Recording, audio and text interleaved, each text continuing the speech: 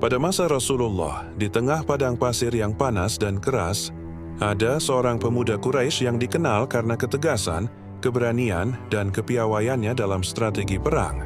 Namanya Khalid bin Al-Walid, seseorang yang kelak menjadi legenda dan digelari Saifullah, pedang Allah.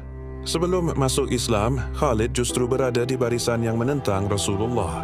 Bahkan pada Perang Uhud, ia adalah otak strategi yang membuat pasukan Muslim hampir kalah. Tapi hatinya bukan keras, hanya belum menemukan cahaya. Hingga suatu hari ia mulai merenung. Muhammad tidak mungkin seorang pembohong. Mengapa aku terus memusuhinya? Pikirannya yang jernih dan keberaniannya menghadapi kebenaran membuatnya mengambil keputusan besar. Ia pergi ke Madinah dan mengucapkan syahadat. Rasulullah menyambutnya dengan senyum dan berkata, "Aku tahu, kecerdasan seperti milikmu pasti akan memilih jalan yang benar." Sejak itu, perjalanan hidup Khalid berubah total. Setelah masuk Islam, Khalid menunjukkan bakat yang luar biasa. Dalam setiap pertempuran, ia bukan hanya seorang prajurit, tetapi pemimpin strategi yang jenius.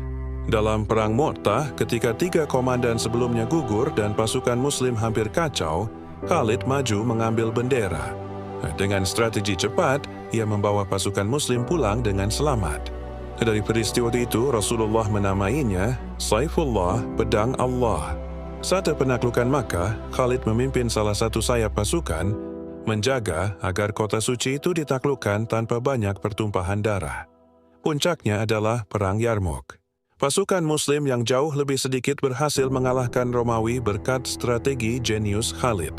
Meski selalu menang, Khalid tidak pernah sombong. Ketika suatu hari dia dicopot dari jabatan Panglima, ia tidak marah. Ia tetap berperas dan berkata, "Masjid dan Duati, aku berperang bukan untuk Umar, bukan untuk pangkat. Aku berperang demi Allah." Inilah alasan namanya diingat sepanjang masa.